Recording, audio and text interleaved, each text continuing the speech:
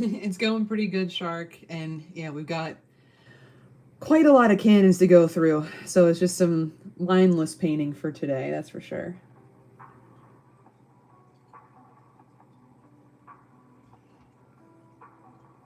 How have you been doing? You have a good week?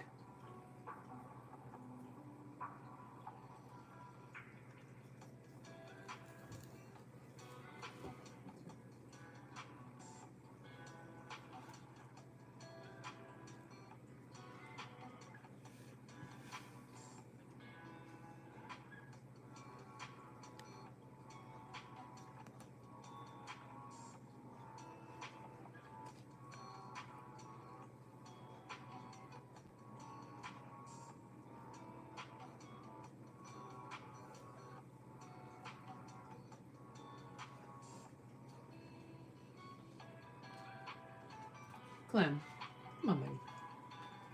Come on. Yeah, it's absolutely getting colder. We had some snow today here. It was mixed and it wasn't laying too much. There was a little bit that was sticking to the grass and such, but nothing crazy.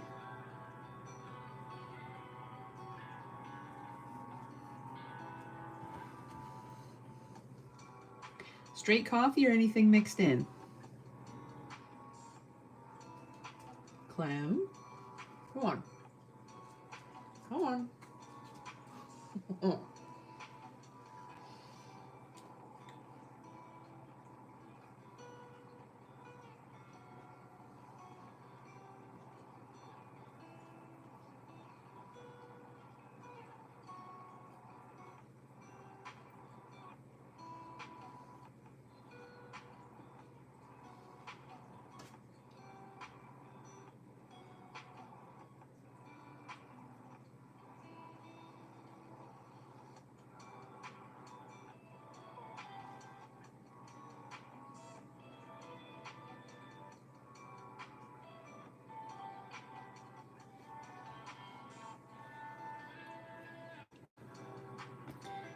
Vanilla creamer, huh? We hit the time of year where peppermint mocha is always in stock, so I always load up on that. That is my white girl choice of flavors, if you will. I'm not a huge pumpkin spice fan, but I'm a sucker for peppermint mocha.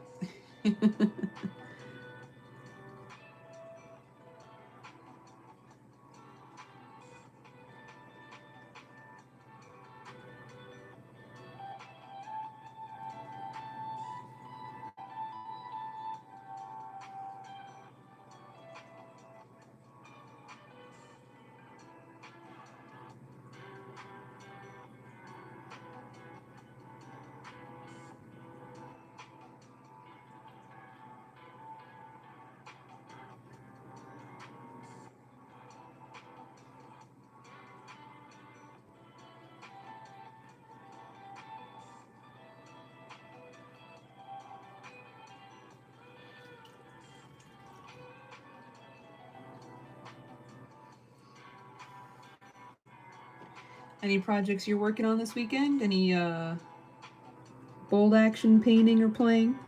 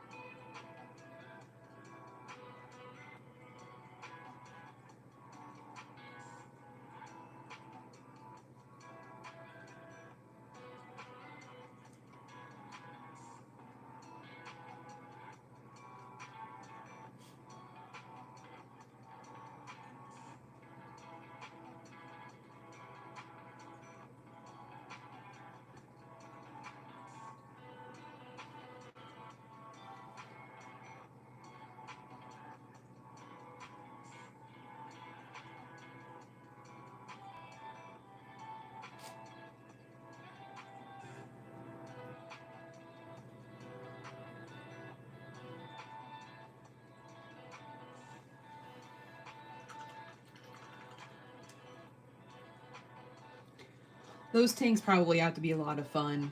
I think they'd be great to put some battle damage on and a little bit of wear and tear.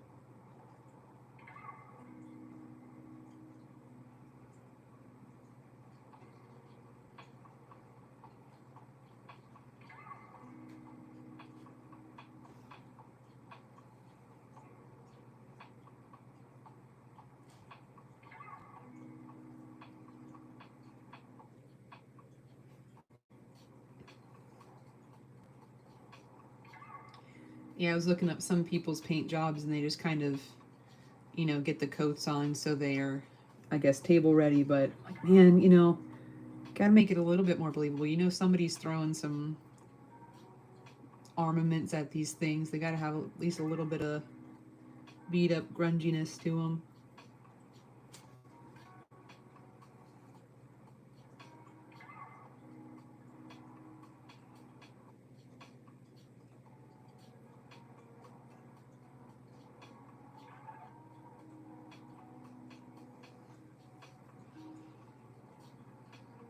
Yeah, that's true.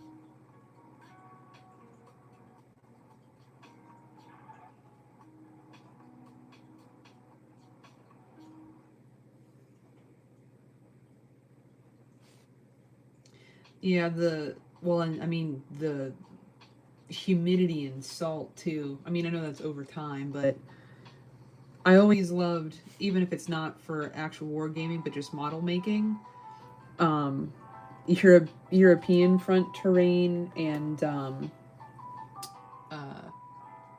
modeling and things like that. I'm a sucker for just having actual models of tanks going over trenches and the like.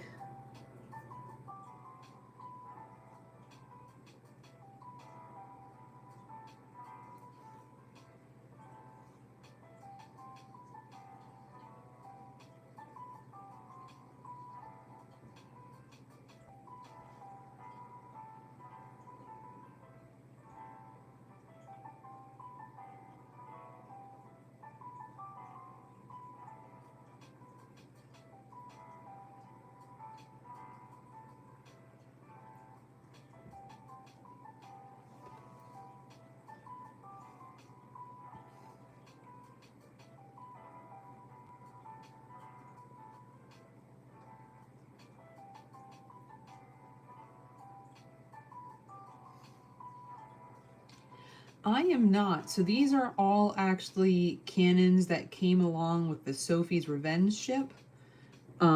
So done up by Reaper. think it was in the 5th printing group or whatever they call them. Which for how our D&D group plays probably won't be using the cannons, but you know, they're helpful to have. And I'm kind of just getting some real basic coats on them. I'm not doing anything crazy. So we're going to be doing the brown first, and if I get through all the brown, we'll see how long my patience lasts. We'll do some gray on the cannons and then probably do a black or brown black wash over all of them. But this is, like I said in the video, I did not intend to buy Sophie's Revenge ship, but they had it and it was cheaper than the asking price, and I had store credit, which all lined up for me to make bad financial decisions. But you know, now we have a pirate ship.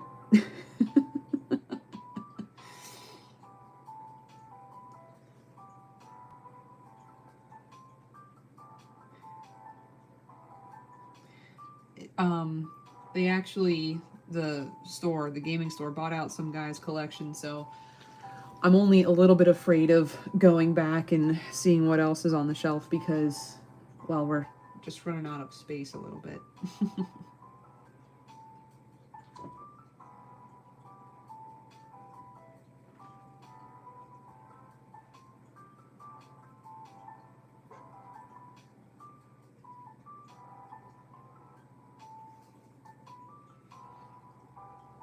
What I will say, and like, I buy a whole bunch of stuff from them, so I don't want to be rude about it, is box was tape that was marked down, right? There wasn't shrink wrap on the box, so I figured it was marked down because, you know, it was open. But there was nothing said about the condition of the build on the box. So give me a second.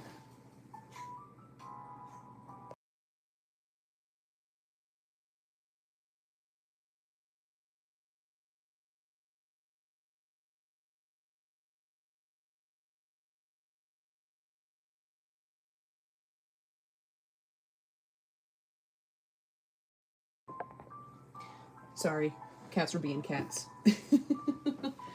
um, the guy had partially assembled the ship, and I don't know if after he had it for a bit, it like pieces ended up warped. Because there's like 3 or 4 points that don't line up how it's supposed to. Um, Granted, it doesn't bother me too much because it's made so that you can take the decks off and play on each level of the ship. However, the one thing is on the one mast, and I don't know if you can see it in the video I posted. I'll have to check and I'll include it in the next one because I'm going to do all the detailing on it. That'll be the 3rd video. Is the mast snap front and back for the piece for the sails. The edge of it, it's a misprint. It's not broken off because it's a smooth edge. It's rounded, but there's probably 1/4 of an inch to 1/2 an inch of it's just not there. So I'm debating whether I'm just going to leave it as is because you're not really going to notice it unless you're really staring at it. Which I guess sometimes on the tabletop, you know, people zone out and then they'll notice it. Or if I'm going to probably just get some light air dry polymer clay or something and create a small piece I can glue in there that kind of blends with it. But overall, yeah, I love that. It's a great print so far. It's very flexible. Reaper, so the MSP paints I have, the Master Series paint, Reaper actually owns those now. I don't know if they did when I originally had them. And I love these things. Granted, they're however many years old and are starting to, you know, have a little bit of mixing issues.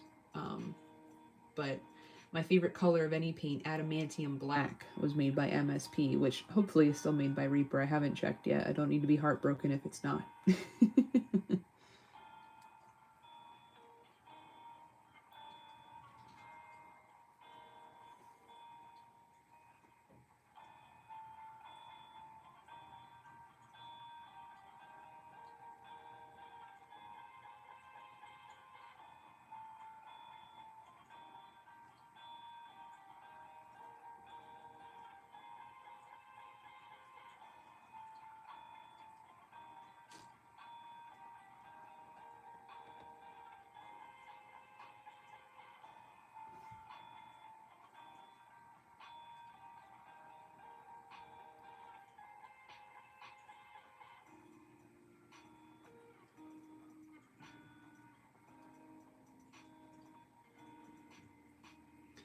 I think the most difficult thing with the print when it comes to Reaper, and I've seen it like once or twice, especially with this one just because it's larger, I would say.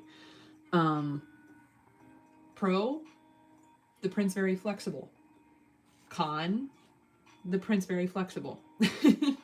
And I say it like that because, so for the ship, you know, I'm going to say foremast, and I know that is the wrong term. Um, I have bumped into that thing I don't know how many times, and it bends, doesn't snap. It's workable. It's made to be on a table. It's made to be durable.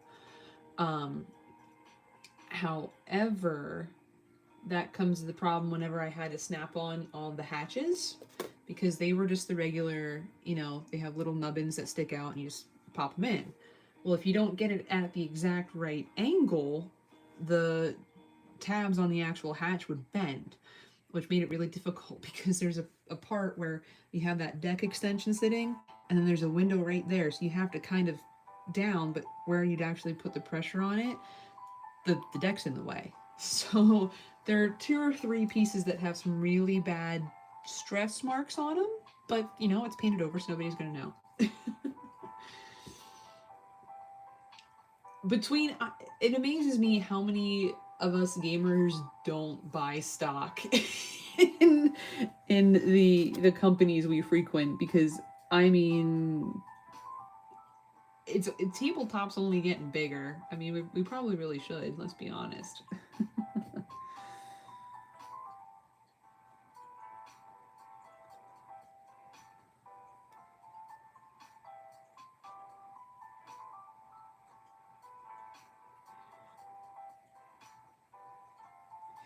Now, the one thing I'm going to modify with this one, it's not really even modify, it's just, I guess, build on, is the great thing about it is the masts are magnetic.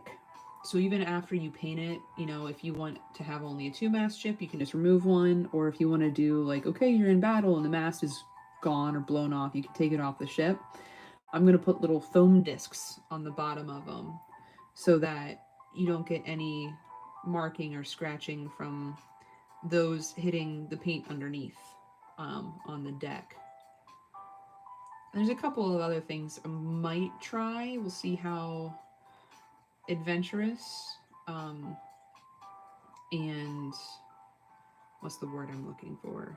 Determined, maybe? Tenacious, I'm feeling once the paint job's done. I might just be ready to be done with it. We'll see. It's just a lot of brown, and we have a lot of detail work coming up that I think tomorrow I'm just going to have to sit down. I don't want to say trudge through, but it's going to be a bit, that's for sure. I had to ask the other half to double check that I got all of the rigging when I was doing that, because luckily it's at least symmetrical, but that means if I miss it on one side, I miss it on the other side too.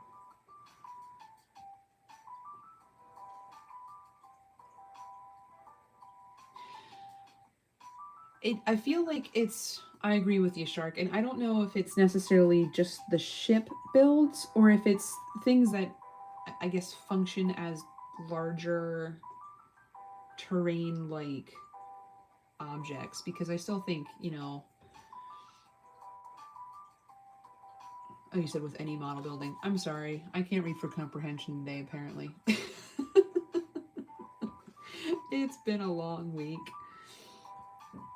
But even there's some, like the one I got from Etsy, the Witch of the Swamp or the Lady of the Swamp, whichever one it was. She had like the 8 arms and lanterns and all that, and super spooky and cool. They packaged the arms and labeled which number they were for which one they went in, but I don't know if one guy printed and one guy packed because they were labeled wrong. Like, I had to look at the picture on Etsy to make sure I was putting the right arms places.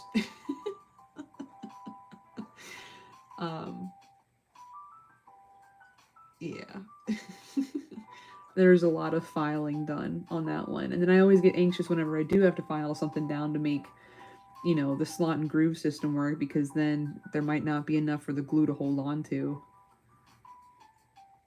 Which is the one thing I will give Warhammer, as much as it's not really my thing. their models are built to be put together easily and well. There's a lot of bits and pieces, but it's a functional system for sure. They at least had that figured out.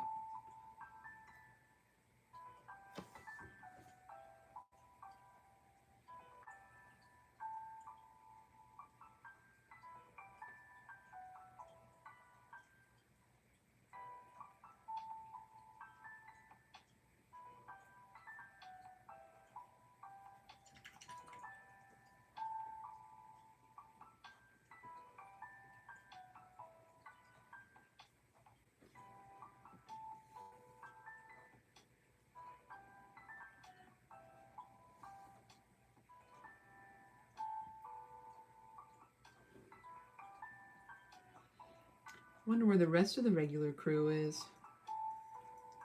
Must be something big happening today that I don't know about.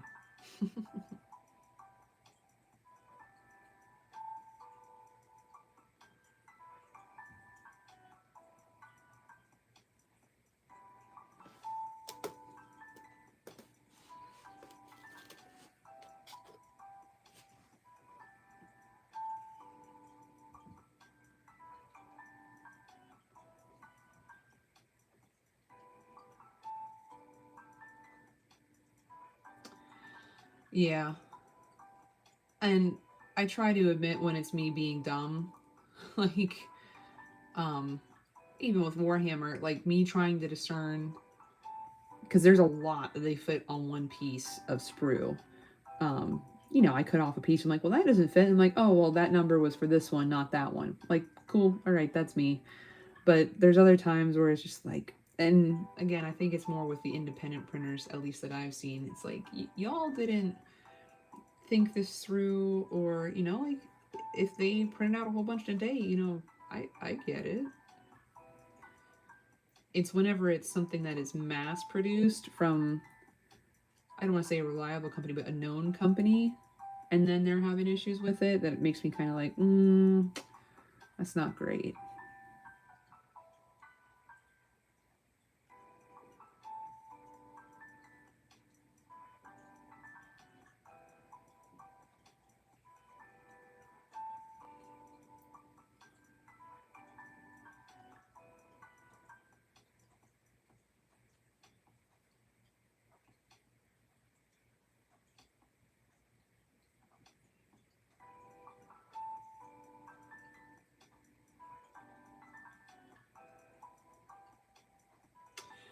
Yeah,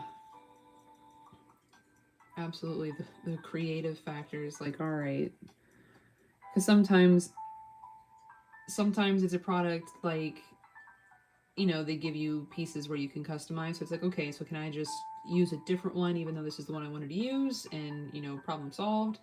Or, like I said, for the ship, there's just a chunk missing. It doesn't look like it broke off. It just wasn't there. So it's like, all right, time to get out the clay and acrylic glue and try and work our magic.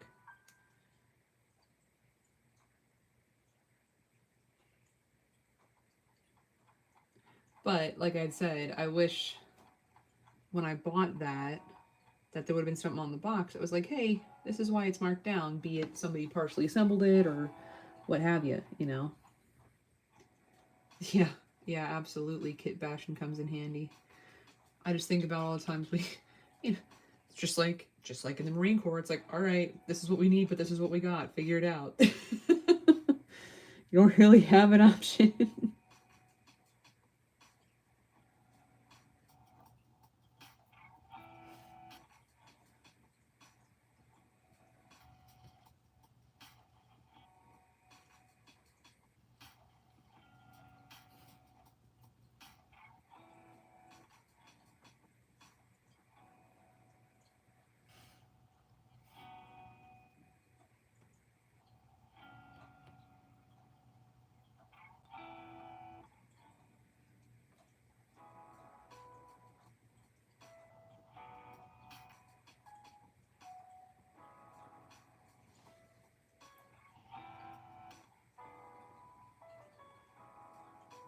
Mm-hmm. Absolutely. And what always kills me, and you think through, I don't know how many art classes or folks that have said it in history.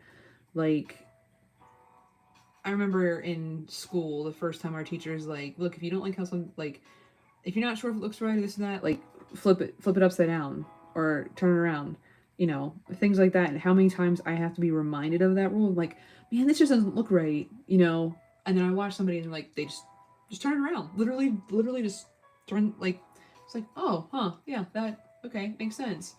Or using that for washes. Like, if you wanted to sit here, just flip the piece upside down. You don't have to hold it like you don't have to do it exactly, you know, right angle how it's supposed to be. Um, and I love YouTube for that. Just how many folks are on there, kind of doing their own thing, which I tried to pull out for the ship for Sophie's Revenge, because there are some pieces I'm like, man, like how did other people do this, or what did they do? And it seems like it might be the thing that beat everybody, because a lot of folks have like an unboxing video or one video where they start it but don't finish it. So hopefully I can get this little playlist done and I can be one of the few that have finished the beast of a miniature. The not so many.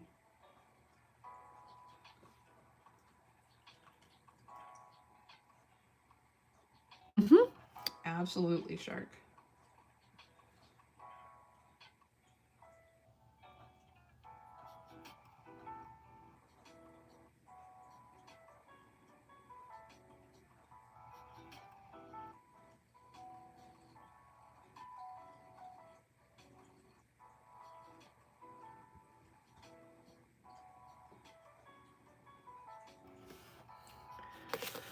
All right, quarter of the way there.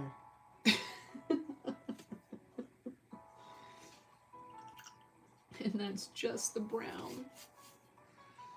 Uh,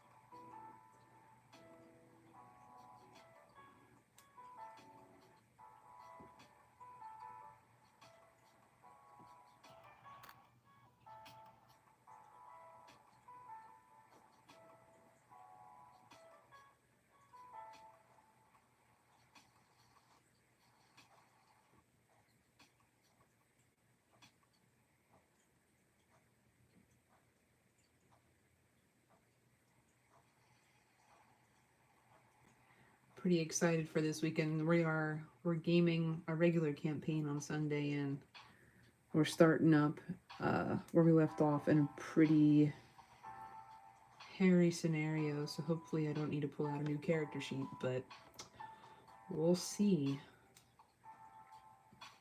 My half orc's ready to rage.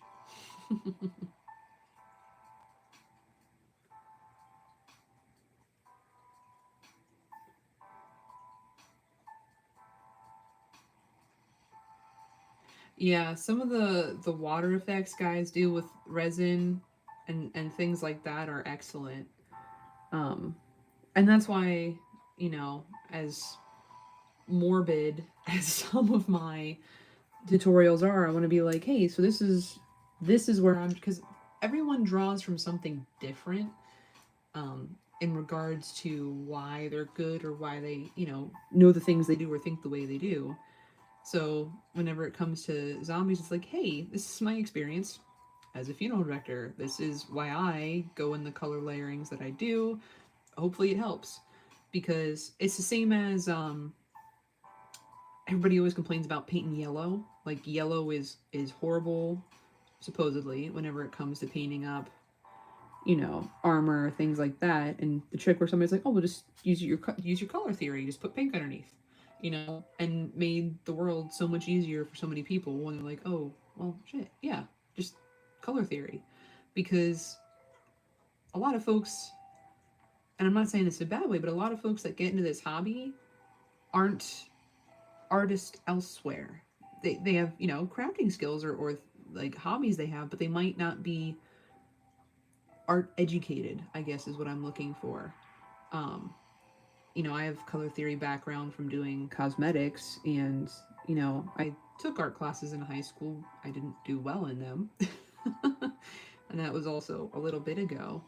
Um, but if someone just, you know, is DMing and wants to put some figures on the tables for their guys, they might not necessarily go into the full-fledged mechanics of it. So having someone out there, it's like, hey, like I actually have an art degree in this, and this is what you should do. Blah, super helpful. Or someone that's like, hey, I've done resin craft for this and this. This is what's working out for my terrain pieces. Or I mean, geez, resin artists for the dice goblins in us. All those tutorials online. Everybody has something that they can contribute to make everything better for the whole. Absolutely. As long as, you know, that gets me sideways into it. Just don't gatekeep your information. Like, but are you really a painter, or are you just like, get out of here with that? Just help them out.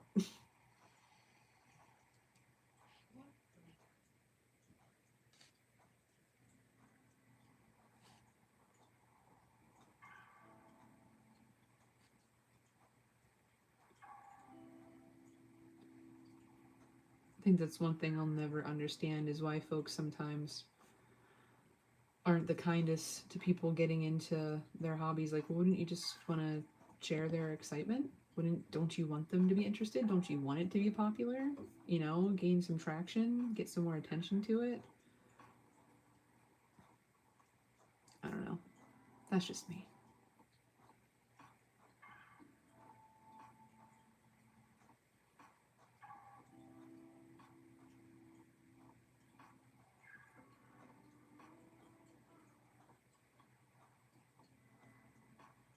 That's excellent. I think I may have seen a little bit of her stuff. I don't know if I saw it on like an Instagram reel or something like that. Um, I think I may have seen that sounds right. I don't know. Sometimes my recall isn't that great, so I apologize in advance for that.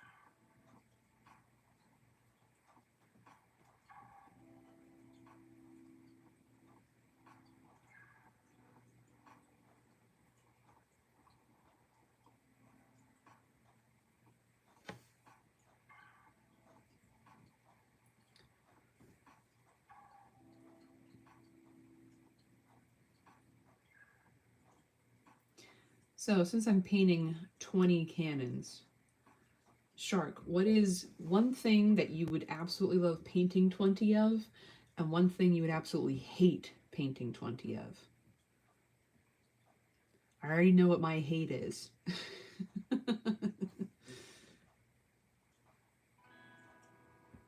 Oh, yeah, no, I know. I absolutely know who you're talking about. Yeah, I just am totally blanking on her actual name. But I have two or three different Instagrams, and one of them is for just the channel. And so a lot of it that's suggested is, painting things. So, because I have to paint 20 cannons. They're not awful, but they're not great.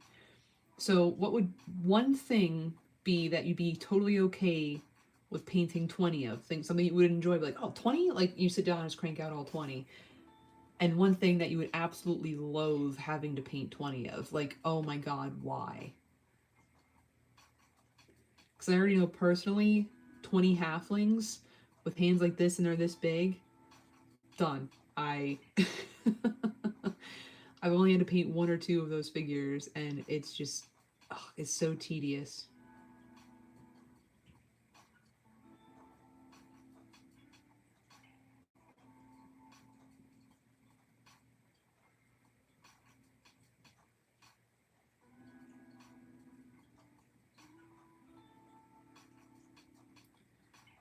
And I mean, I'm sure you've got foot soldier guys for bold action, right? I mean, you've probably done a whole platoon by this point, right?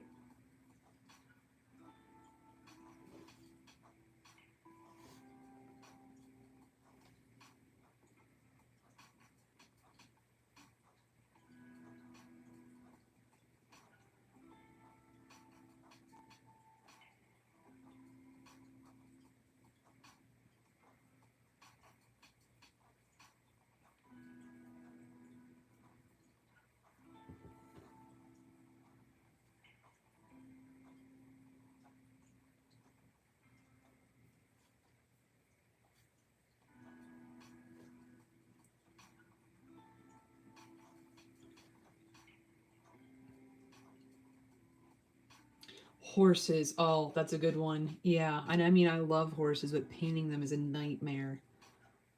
Get it? Nightmare? Yeah, orcs. I can sit down and paint a whole bunch of orcs.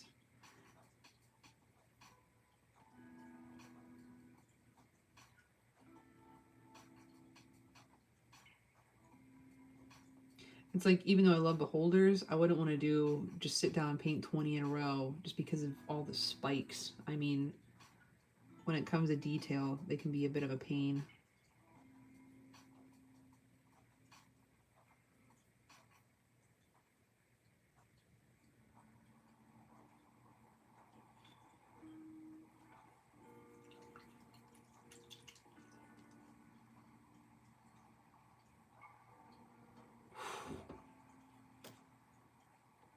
You must have some pretty big cabinets, Shark.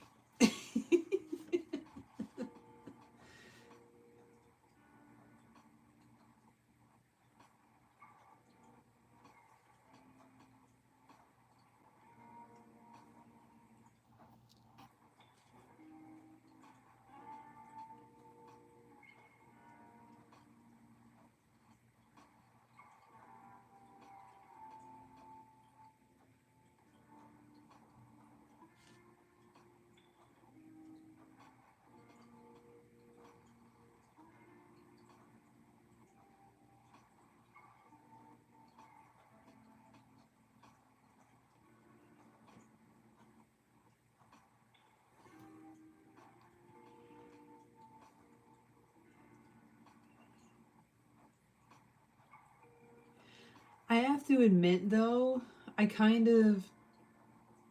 I think the great thing about that is if you're going to sit down and paint, like, you know, 100 of one troops, at least you already know the color scheme. You don't have to plan it out. You can buy just a bulk of whatever colors you need and sit down and crank them out. Like, that is one of the saving graces about war game, like actual, like, historical wargaming, I would say. I think that's one of the better things.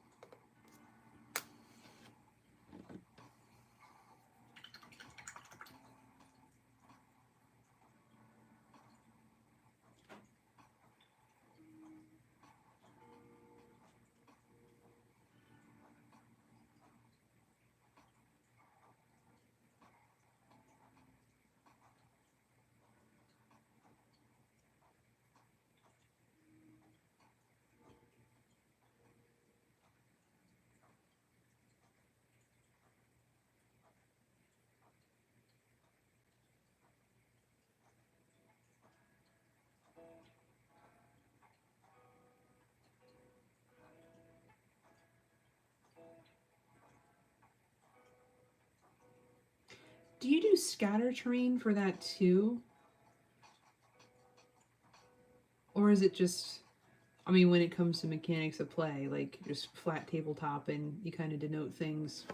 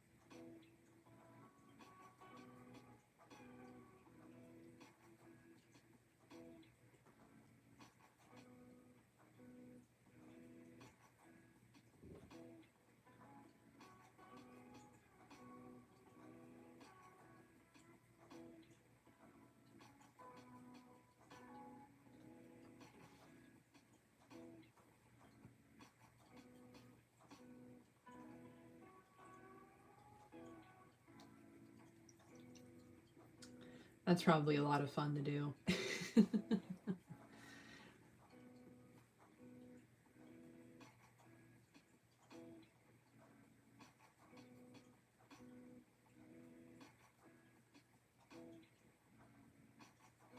Yeah. There's one, well, there's a couple people I follow here. Um, it's like, what is one? Like Archive RPG or RPG Archive or something like that. He has like tutorials on his best way of doing fully magnetized tiles and terrain for building and things for like D&D, and I'm always curious to see how folks would do that for like the historical, just terrain, just snapping them up and things like that. Oh, volume's low because I moved away from the camera. I apologize. I'll lean the opposite direction.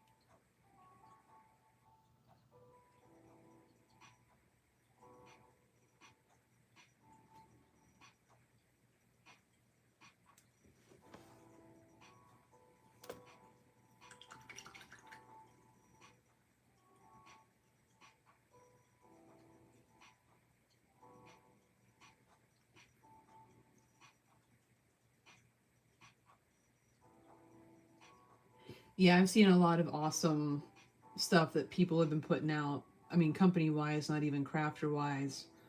Um, both, I'd say, for practicality's sake, and then also detail. I mean, there's a whole range out there, and it's nice to see the hobby being as supported and big as it's getting now.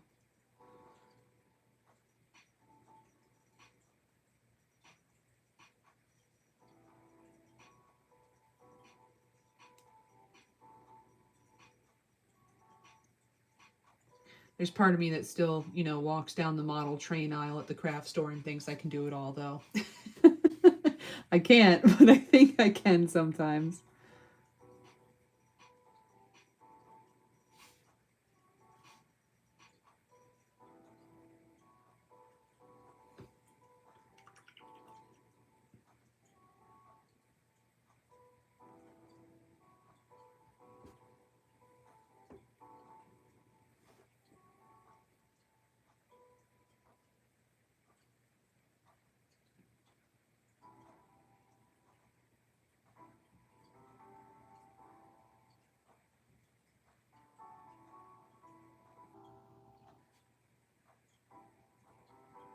It's always funny to me because I feel like all of us hobbyists in the US love what companies in Britain and Europe are putting out, and then vice versa. Like there's Green Stuff World, which is, I mean, it's pretty popular. I don't know if you've heard of them. They have rollers, so you can roll out on clay just the different textures for tiling and things like that. Like they have like crackling ice or cobblestone, like alchemical things. And again, it's just waiting for British shipping. But I haven't seen anything from a U.S. company like it, and I'm sure, like I said, there's stuff over there that they would love to buy from here.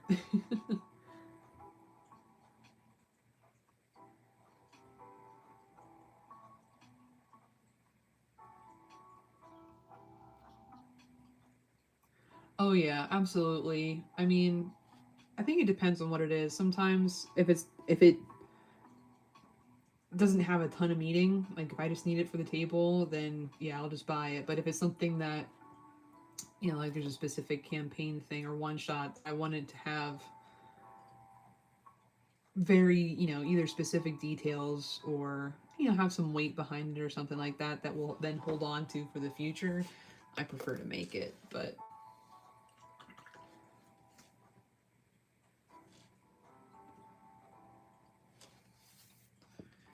it's kind of the same as I'm that person that I will always make a steak at home before I go out and buy it because I know I can make it better than whatever they give me. But sometimes you just want to pay for the convenience of not having to worry about it.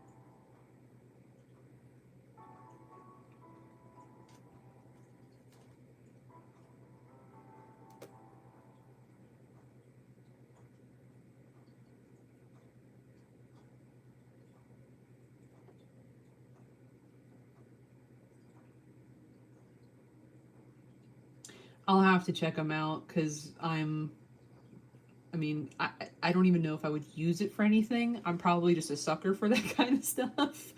I'll have to check them out.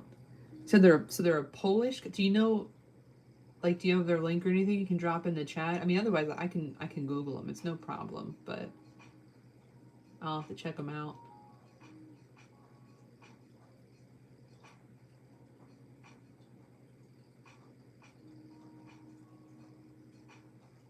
And then my players will wonder why they're running into a French cafe out in the Fey room.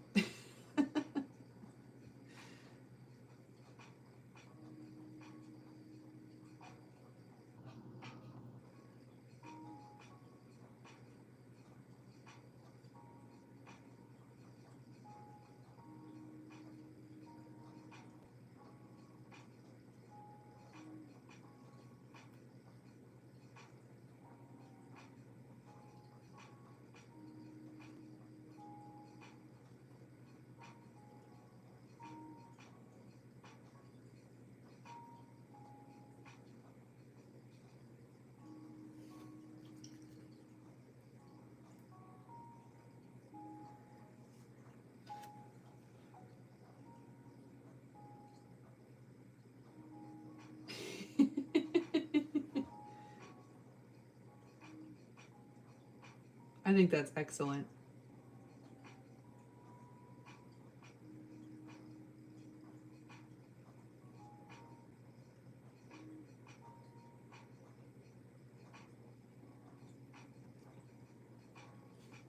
And just so you know, Shark, unless we get a whole bunch more folks hopping in and chatting like, you know, our usual crew.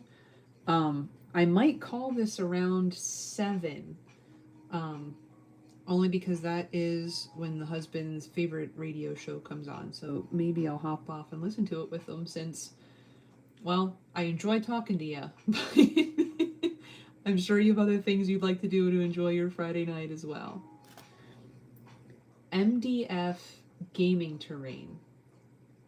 Some company in Poland. Okay.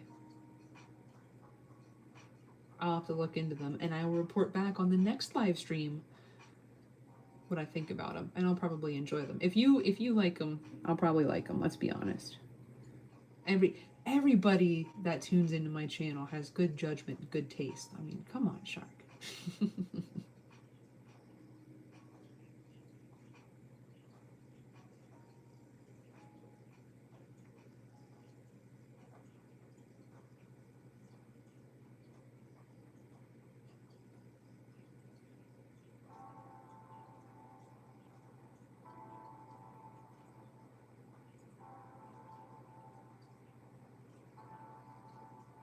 The pre-painted stuff. Okay.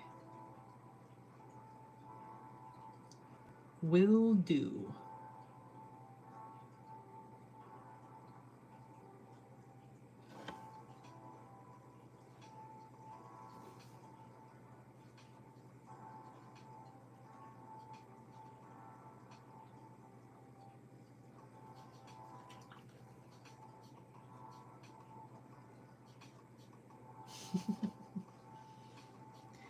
So is that $50 including shipping?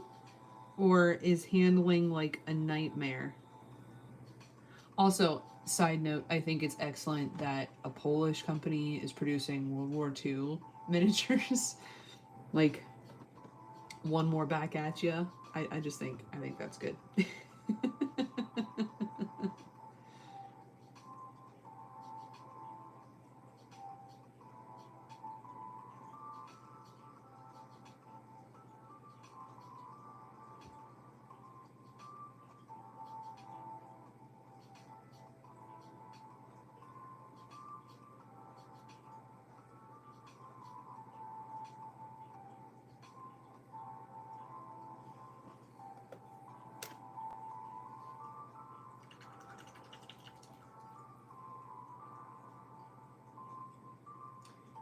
Okay, that's not horrible.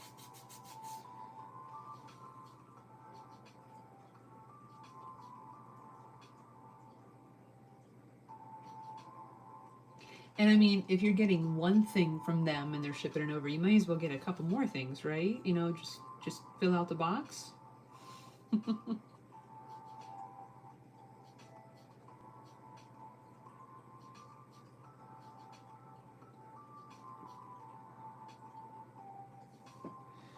Yeah, yeah, that's hard to beat. That's true.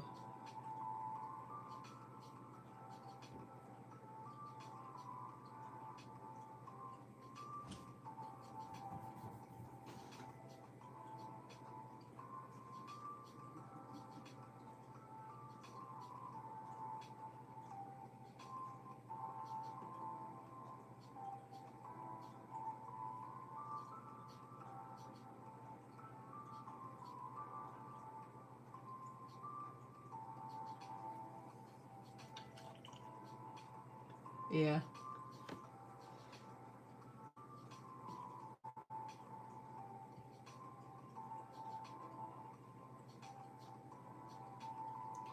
Yeah, and I feel like that's one of the ones because what I like to do is just to get, you know, it's the same with paint. Get one or two things, see if I like it, see if it suits. But if it's something international like that, I'm usually like full board. It's like, all right, we're just going for it. I'm not even going to give it a whole bunch of time, you know, because that's what would happen is I'd like it, and then everything else I was looking at that I finally decided to get, they'd be sold out of or something, you know.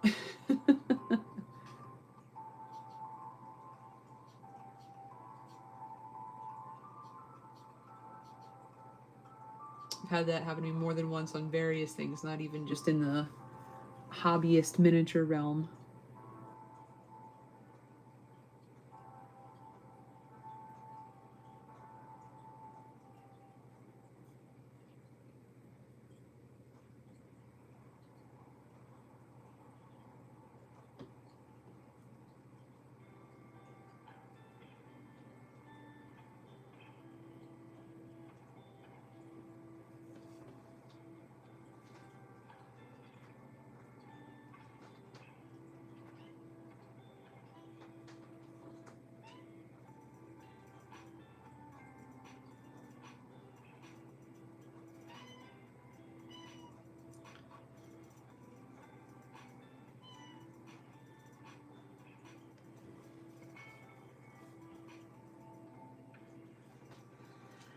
See, I can deal with out of stock. What bothers me is like out of stock and it doesn't state if they're going to get it back or when a restock is. Like, it's like out of stock, you know, discontinued or out of stock on last sale, like things like that.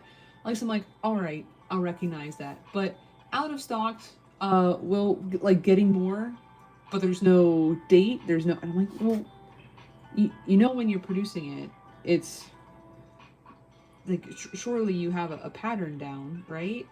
And you know maybe that's just the immediate consumer in me that is you know an American. Like I want it and I want it now, but I hate when something's out of stock and I'm like, okay, that means that will be back in stock. And then I go back 2 weeks later and it's like, oh, it's discontinued. I'm like, oh, well, I wasn't, you know, banking on getting that or what have you.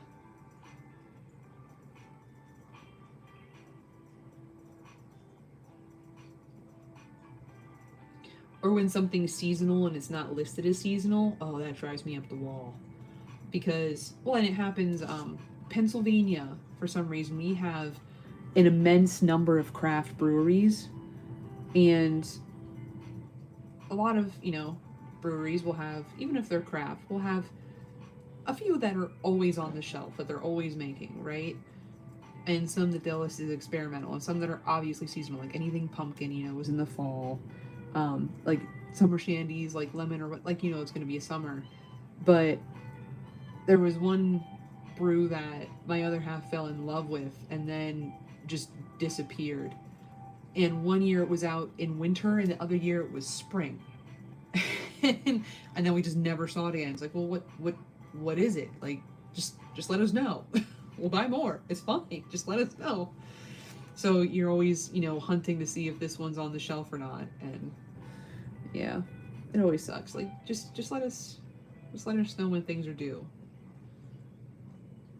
But then, I guess on the other hand, if you never tell people when things are going to be back, they're going to buy even more of it because they think it's just going to go away again. So probably benefits them too.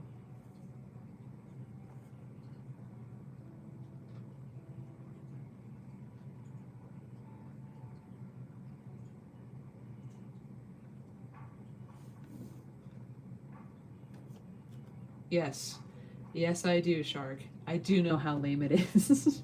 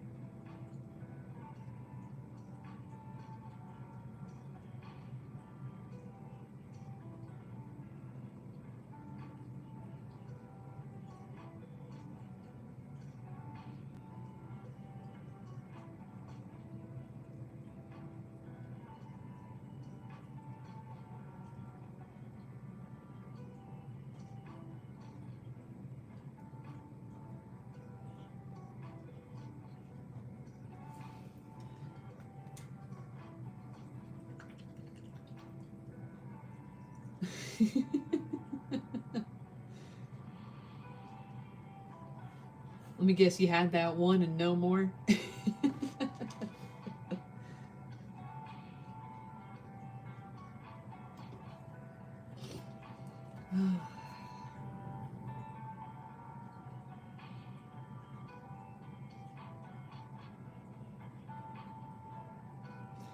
Well, I'm halfway through and I'm out of brown, and we're 7 minutes till 7. So I'm probably going to call it. Shark, it's been great chatting with you. I hope you have a wonderful weekend and that your painting goes well and that everyone turns out exactly as you wish them to look.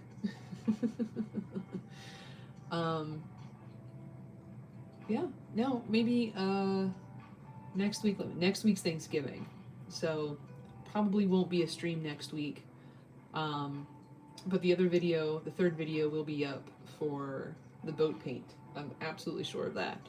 Um, Hopefully all the painting will be done at the end of that, but not necessarily some of the customization features, making it a bit more personal. But yeah, that's that. I'm gonna refill my brown and turn on the radio and enjoy the weekend.